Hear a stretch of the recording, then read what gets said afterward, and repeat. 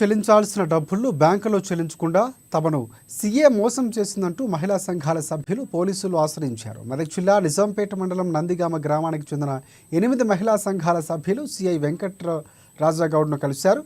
ప్రవీణ అనే సీఏ తమ నుంచి ప్రతి నెల డబ్బులు తీసుకుని బ్యాంకులో చెల్లించలేదని బ్యాంకు వారు తమకు నోటీసులు పంపిస్తున్నారంటూ ఆవేదన వ్యక్తం చేశారు.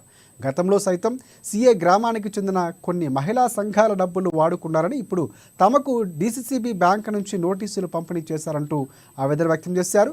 పరారులో ఉన్న సీఏ ప్రవీణను అరెస్టు చేసి డబ్బులు రికవరీ చేసి తమను ఆదుకోవాలని మహిళా సంఘం సభ్యులు విజ్ఞప్తి చేశారు.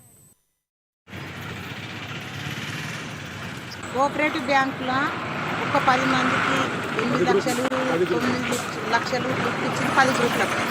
ఆ 10 గ్రూపులకు డబ్బులు అక్కడనే కట్టించుకుంది. బ్యాంకులకు వెళ్ళి కడతామంటే ఇక్కడనే కట్టురు, నేను బ్యాంకు తీసుకొని పోయి కడతాను, ఇన్ని కొట్టుంది అన్నీ ఉన్నాయని చెప్పి అక్కడనే కట్టుకున్నది సార్. కట్టుకున్నాక బ్యాంకుల డబ్బులు వీళ్ళు కట్టుడు మొత్తం తేరినాక కూడా ఆ డబ్బులు చిన్న పైసా మాకు కట్టలేదని తేరినాయి. ఒక 2-3 నెలల తర్వాత కూడా మాకు లోను రాస్తాని అన్న సమయంలో కూడా డబ్బులు రూపాయి కట్టలేదట, మాకు తెలియదు. ఇవన్నీ బయటపడ్డాయి. 1,5 కోట్లతో ఆమె బయటపడ్డాయి. పడ్డాక ఏంది ఇట్లా మా పరిస్థితి అంటే, నువ్వు సిప్పులు ఇవ్వలేవు,